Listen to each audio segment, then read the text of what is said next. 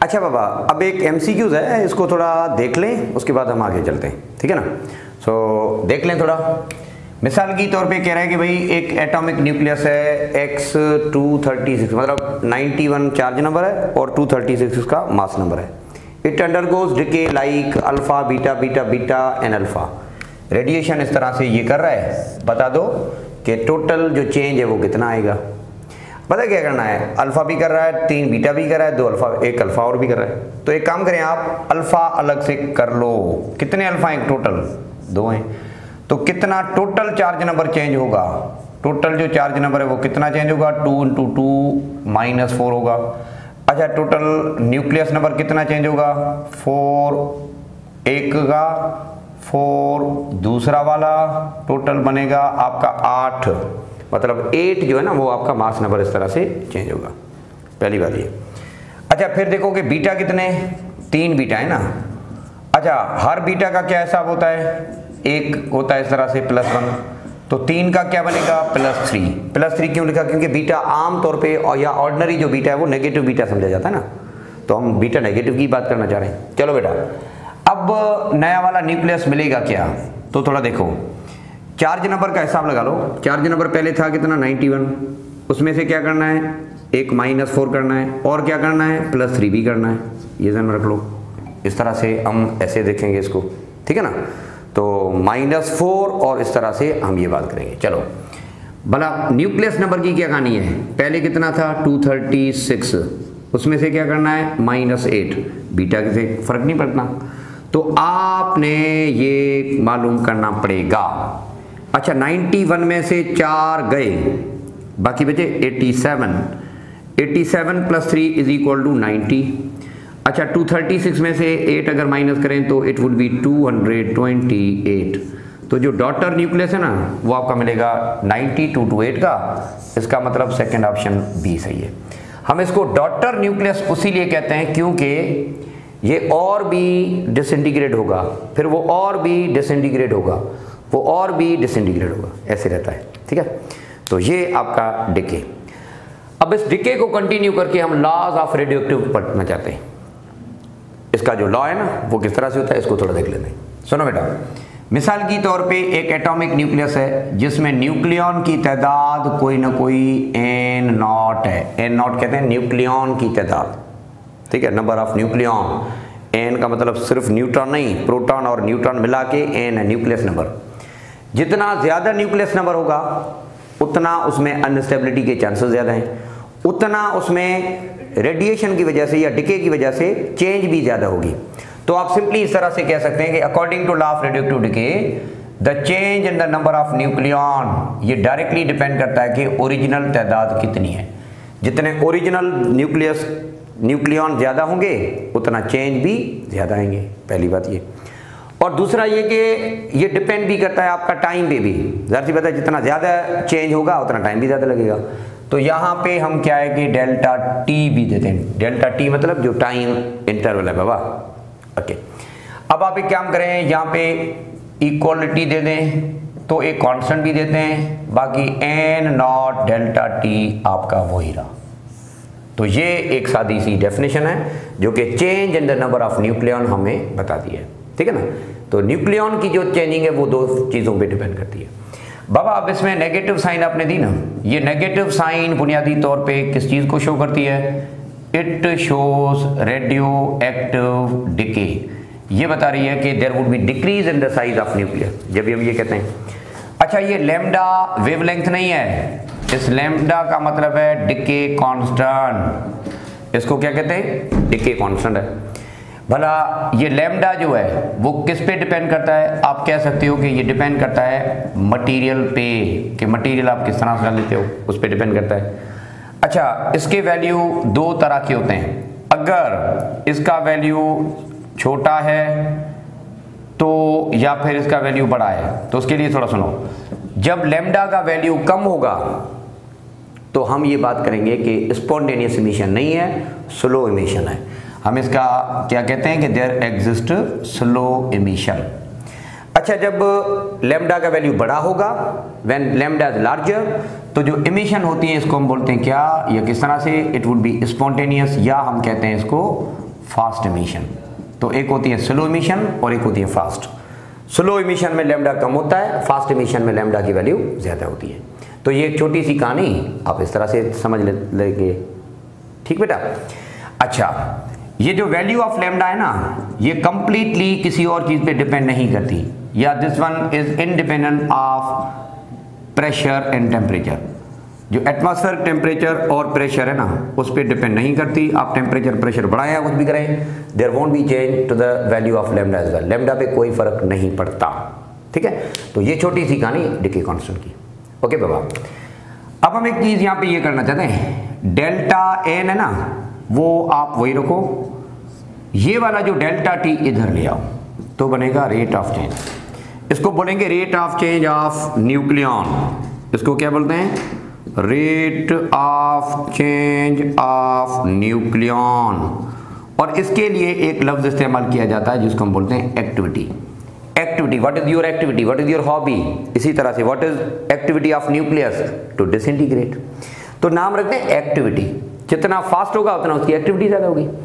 अब ये एक्टिविटी हम किस तरह से लिखेंगे, ये एक्टिविटी हम किस तरह से लिखते हैं, देखिए ना, डेल्टा टी इधर ले आए तो यहाँ पे बाकी बचेगा क्या, लैम्डा बचेगा और एन बचेगा खाली।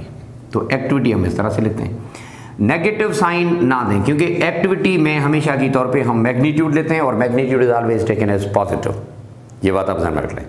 चलो, एक और चीज इसमें इस्तेमाल की जाती है जिसको हम कहते हैं रिलेटिव एक्टिविटी।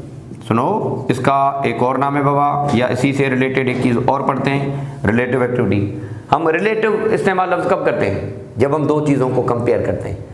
यूरेनियम के न्यूक्लियस को मैंने कंपेयर करना है रेडियम के न्यूक्लियस से, तो मैं किस तरह से बात करूंगा कि कौन सा स्लो है कौन सा फास्ट है? मैं उसकी रिलेटिव एक्टिविटी को देखकर पता लगाऊंगा।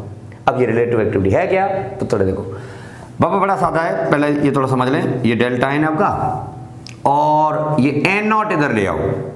रिलेटिव का मतलब है फ्रैक्शनल, फ्रैक्शनल का मतलब है change with respect to original. तो सामने आपका क्या बचेगा, माइनस लैम्डा टी बचेगा, या माइनस लैम्डा डेल्टा टी बचेगा। अब इसमें जो चीज़ है ये मैं यहाँ पे आपको समझाता हूँ, आप बराए मेहरबानी इस चीज़ को सही तौर पे समझेंगे। लिसन बाबा, ये पूरी कहानी बड़ा अच्छी तरह से हम ग्राफिकली समझेंगे। आप इसको ग्राफिकल या ग्राफिकल पॉइंट ऑफ व्यू पे थोड़ा देख लें। इसका जो ग्राफ हम बनाते हैं, तो देखो इधर यहाँ पे हम लिखते हैं डेल्टा टी, और here we have N naught original nucleus. पता है क्या, न्यूक्लियस की ओरिजिनल तादाद मिसाल की तौर पे एन नॉट है, तो क्या होगा, एमिशन होगी। अच्छा, उस वक्त टाइम था मिसाल की तौर पे कह दो कि टाइम था टी, एक मिसाल लेते हैं, टी था। अच्छा, जब ये एक पर्टिकुलर टाइम तक जाता है ना, या एक पता क्या कहता है, शुरुआत में मैं थोड़ा और बता दूं कि न्यूक्लियस में पता क्या होता है, जिस तरह से स्पॉन्टेनियस एमिशन निकलती हैं तो न्यूक्लियर साइज पे फर्क पड़ता है, या न्यूक्लियॉन जो हैं उनकी तादाद पे फर्क पड़ता है। तादाद का मतलब ऐसा नहीं कि यूरेनियम अगर 92 है, 92 यूरेनियम है, तो पता है बाद में क्या हो जाएगा, 92 का हाफ हो जाएगा, ऐसा मैं नहीं कह रहा हूँ। मैं उसके अमाउंट की बात कर रहा हूँ। अमाउंट पे डिपेंड, या अमाउंट पे फर्क पड़ेगा। ये देखें, एन नॉट जो है ना, ये है अमाउंट ऑफ न्यूक्लियॉन, इसको समझ लें। ये है अमाउंट ऑफ न्यूक्लियॉन, नंबर नहीं कहना इसको हम कहते हैं अमाउंट। खास तौर पे ये मैं दोबारा से आपको करेक्शन करके बता दूं बेटा, ये अमाउंट ऑफ न्यूक्लियॉन की बात कर रहे हैं। अमाउंट ऑफ न्यूक्लियॉन मेजर होता है इन टर्म्स ऑफ मास, ये मेजर होता है इन टर्म्स ऑफ ग्राम। ग्राम की बात कर लेते हैं। जैसा कि 15 ग्राम यूरेनियम था पहले, 20 ग्राम यूरेनियम था। पता, जब डिसइंटीग्रेशन होती है ना, तो पहली फुर्सत में डायरेक्ट 50% बचता है, हाफ बचता है। जितना भी अमाउंट होगा ना, उसका हाफ बचेगा पहली फुर्सत में। पहली फुर्सत में कितना बचेगा, हाफ बचेगा। और उस वक्त तक जो उसको टाइम लगेगा हाफ तक पहुंचने में, इस टाइम का नाम हम रखते हैं हाफ लाइफ टाइम। तो जो पहला हाफ है वो ये रहा। मैं दोबारा से बता दूं, रेडियोएक्टिव डिके में क्या होता है कि जो अमाउंट है, अमाउंट मतलब तादाद न्यूक्लियॉन की नहीं, अमाउंट मतलब अमाउंट इन ग्राम। जो यूरेनियम का अमाउंट है वो 50% बचा, पर अभी भी जो बचा हुआ 50% है, अभी भी वो यूरेनियम ही है। चलो एक बात और बाबा, थोड़ी देर के बाद देखोगे ना तो दोबारा से वो और हाफ होगा, 50% होता है, और 50% हाफ का हाफ करो तो इस तरह से बना। तो उसके लिए जो उसको टाइम लगेगा, this would be another one, ये आपका दूसरा हाफ टाइम है, इसको बोलते हैं t/2 आपका, ये आपका दूसरा हाफ टाइम है। अच्छा, इस डिले को हम कहते हैं half life time. Half life time का मतलब क्या? The time taken by radioactive element to get half of its original size, इसको हम कहते हैं हाफ लाइफ टाइम। चलें बाबा, जो तीसरा डिके होगा ना उसमें क्या होगा, जो बचा हुआ अमाउंट है उसका भी हाफ बचेगा, n/8 बचेगा इस तरह से। तो एक और आपका हाफ लाइफ टाइम, फिर एक और आपका हाफ लाइफ टाइम, फिर एक और हाफ टाइम, तो इस तरह हाफ हाफ हाफ होता हुआ जाता है। और अगर आप इसको ग्राफिकली थोड़ा देखो तो ग्राफ आपको जो मिलता है तकरीबन ये देखो पैराबोलिक कर्व है। इस ग्राफ को मैथमेटिक्स में एक्सपोनेंशियल कर्व कहा जाता है। और जो एक्सपोनेंशियल कर्व है वो आपके दो तरह के, पहले थोड़ा इधर देख लो बाबा, जब ग्राफ आप ऐसे बनाओगे ना it would be represented as e⁻t, और जब आप ग्राफ इस तरह से ऐसे बनाते हो विथ रिस्पेक्ट टू टाइम तो हम इसको लिखते हैं e⁻+t, ये आपका +t है और ये आपका -t, इसको कहते हैं एक्सपोनेंशियली इंक्रीजिंग, ये एक्सपोनेंशियली डिक्रीजिंग। अब मुझे बता दो ये वाला जो आपको कैरेक्टरिस्टिक कर्व मिली ये बुनियादी तौर पे क्या है, एक्सपोनेंशियली डिक्रीजिंग कर्व है ना, तो हम इसको क्या लिखते हैं, e⁻- लिखते हैं। उसीलिए जो रिलेटिव एक्टिविटी है ना उसको हम लिखते हैं e⁻−λt, ई लिखते हैं, एक्सपोनेंशियली डिक्रीजिंग। तो कैरेक्टरिस्टिक जो होता है, मतलब अगर आपसे कोई पूछे, और ये एमसीक्यूज आ भी चुका है, एनडीएस वालों ने पूछा भी है काफी बार, कि रेडियोएक्टिव डिके में जो डिक्रीज इन द साइज होती है वो क्या होती है, option A proportional, option B linear, option C exponential, इस तरह। तो बाबा इसका सही जवाब होगा एक्सपोनेंशियली डिक्रीजिंग। मतलब ऐसा नहीं है कि डायरेक्ट निकले, पहले बहुत अमाउंट निकलता है, क्योंकि पहले बहुत अनस्टेबिलिटी होती है, फिर थोड़ा और कम निकलेगा, फिर थोड़ा और कम निकलेगा, ऐसे होता है। जैसे आप effusion from the punctured tyre करते हो या टायर से हवा निकालते हो, तो पहले हवा ज़्यादा निकलती है, फिर थोड़ी देर के बाद और कम निकलती है, फिर थोड़ी देर के बाद और कम निकलती है। तो बिल्कुल उसी तरह से इसका भी बिहेवियर ऐसे ही है, इसको बोलते हैं क्या, एक्सपोनेंशियली डिक्रीजिंग कर्व। अच्छा, अब मैं एक बात आपको समझा दूं, उसमें होता क्या है, मैं थोड़ा सा आपको जनरली ये समझा दूं। सुनो बेटा, मिसाल के तौर पे हम कहते हैं कि भाई कोई भी आपका ओरिजिनल मास था m, ठीक है, तो जो मास या अमाउंट बचेगा वो कितना होगा ये हम देखना चाहते हैं, अमाउंट जो रिमेनिंग होगा ये हम देखना चाहते हैं। डिके के बाद नंबर ऑफ डिके, मैं टेबल से ये समझा देता हूँ आपको, ये थोड़ा समझ लो। और जो परसेंट होगा ना, परसेंटेज चेंज क्या होगा ये मैं आपको थोड़ा जनरल फार्मूला बना के बता देता हूँ। पहले मास क्या था, m था, पहले अमाउंट कितना था, 100% था। पहले डिके में क्या होगा, मतलब जब n = 1 नंबर ऑफ डिके जब आपका पहला होगा तो अमाउंट कितना बचेगा, m/2, हाफ हो जाएगा, हाफ हो जाएगा। अच्छा, कितना परसेंट होगा, जो 100 है ना उसको 2 से डिवाइड करो, मतलब 50% होगा, कह दो इट वुड बी 50%, सिंपल ऐसे। अगला जो डिके है, मतलब सेकंड डिके में क्या होगा, जो बचा हुआ अमाउंट है उसका हाफ होगा, तो मैं इसको ऐसे लिख सकता हूं, इट वुड बी m/4, या जनरल फार्मूला बनाने की कोशिश करते तो हम लिखते हैं m/2/2, 2/2 वाली ये गेम समझ लेना। अच्छा, परसेंटेज कितना मिलेगा, जो 100/2 पहले था ना उसका हाफ करो, तो हम कह सकते हैं 100/2/2। बाबा तीसरे डिके में कितना अमाउंट बचेगा, जनरल फार्मूला बन गया, तो क्या बनेगा 2/3। परसेंटेज कितना होगा 100/2/3। तो 4 में कितना 2/4, 5 में कितना, ये सारा कुछ हो गया। इसका मतलब ये हुआ for n decay, whenever there exists n decay, 10 decay, 15 decay, 20 decay, जितने भी हुए, n डिके के बाद अमाउंट कितना बचेगा, तो बड़ी सादी सी बात है, there exists m/2/m, अमाउंट इतना बचेगा। परसेंटेज कितना होगा, तो बड़ी सादी सी बात है, 100/2/n कर दो ये। तो किसी भी एन डिके के बाद जो अमाउंट ऑफ सब्सटेंस बचेगा, जो अमाउंट ऑफ सब्सटेंस रिमेनिंग होगा, that can be well expressed by means of this one, क्योंकि ये एक्सपोनेंशियल बिहेवियर है, ठीक है ना।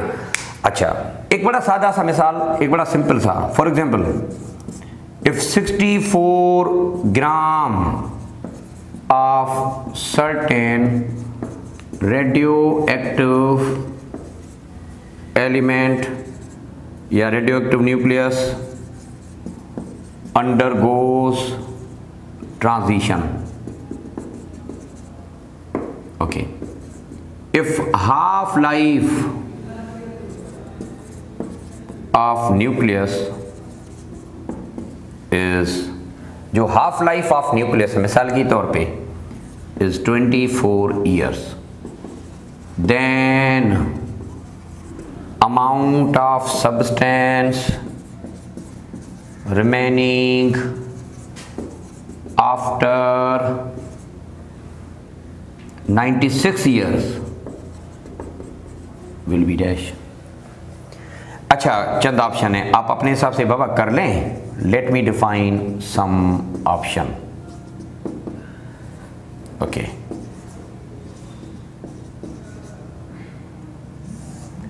अच्छा, टोटल ओरिजिनल अमाउंट कितना 64 ग्राम. अच्छा, हाफ लाइफ कितना है इसका 24, ये है. 96 सालों के बाद, 96 ईयर्स के बाद बता दो अमाउंट कितना होगा. अच्छा, हर अकेला जो डिके है उसमें टाइम कितना लगता है यहाँ पे 24 ईयर. तो 96 सालों के हिसाब से अगर हिसाब लगा लें तो तकरीबन कितना है नंबर ऑफ डिके होंगे 24, 24, 24, 24. 24 कितनी बार हों कि 96 बने, 4 बार हों. इसका मतलब कितने डिके होने चाहिए, 4 डिके होने चाहिए. और जब 4 डिके, अच्छा पहले हम पता क्या करेंगे, एन मालूम करेंगे. एन कैसे मालूम कर सकते हैं, इसका तरीका बेटा क्या, जो भी टाइम है वो आपने डिवाइड करना होगा किसके साथ, जो उसका हाफ टाइम होता है उसके साथ. टाइम कितना 96, अच्छा हाफ टाइम कितना 24, तो डिके कितने होंगे 4 डिके होंगे. 4 डिके के बाद अमाउंट कितना बचेगा, तो जनरल फार्मूला क्या है, m/2 पावर n करो. अच्छा, ओरिजिनल मास कितना था 64, 2 पावर n का मतलब क्या 2 पावर 4. अच्छा, 64 आपका वही रहा, 2 पावर 4 का मतलब है 16. तो यू कैन सिंपली से देयर एग्जिस्ट 4 ग्राम. 4 डिके के बाद अमाउंट जो बनेगा रेडियोएक्टिव का वो ये बनेगा. तो इसका करेक्ट आंसर ऑप्शन डी. तो देखो ये जो रिलेटिव एक्टिविटीज की होती है ना, रिलेटिव एक्टिविटी को हम इस तरह से ऐसे मेजर करते हैं, हाफ हाफ हाफ करते जाओ, क्योंकि ये लीनियर नहीं होता, ये प्रोपोर्शनल नहीं होता, ये हमेशा के तौर पे ऐसे होता है. आप ये नोट कर लो. एक चीज और भी हम बता दें,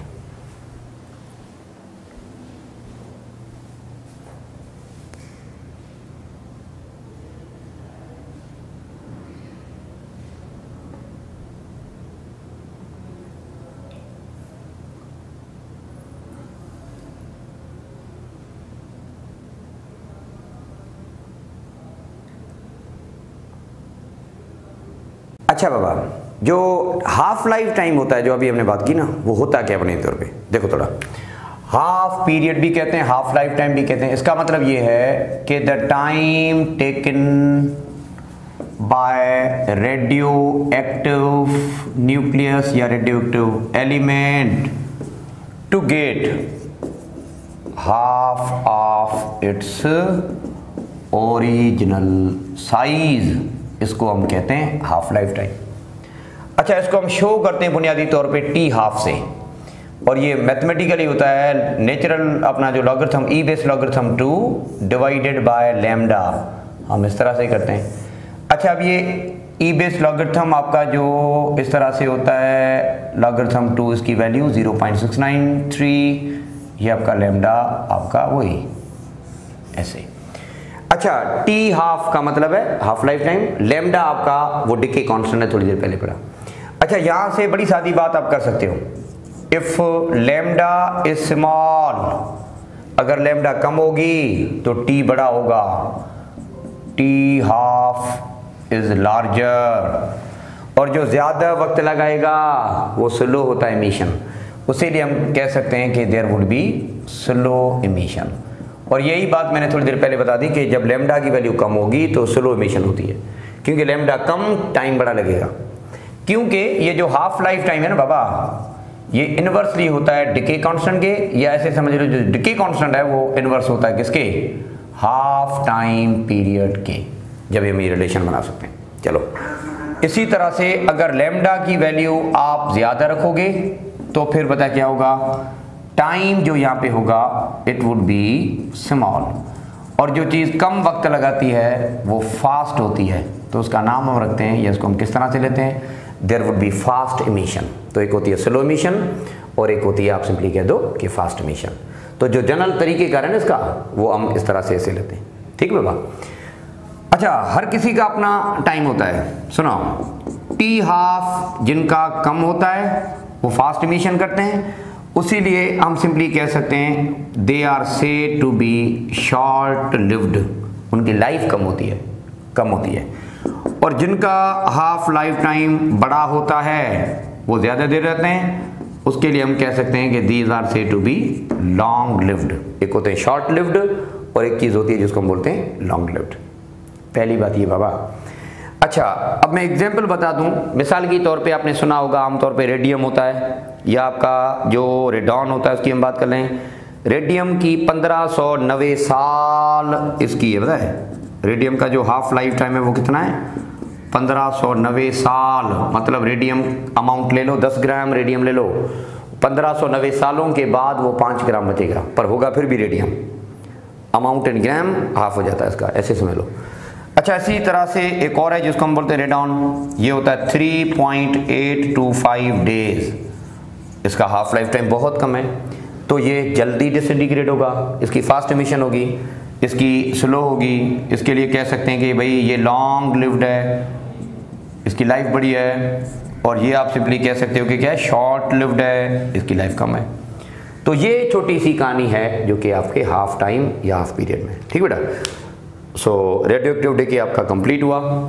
अब इसमें कुछ लॉज हैं, उसके लिए इंशाल्लाह ताला आपका जो कमिंग लेक्चर है बाबा उसमें हम बात करेंगे। सो फिलहाल इस चीज़ को नोट कर लें। Thank you very much.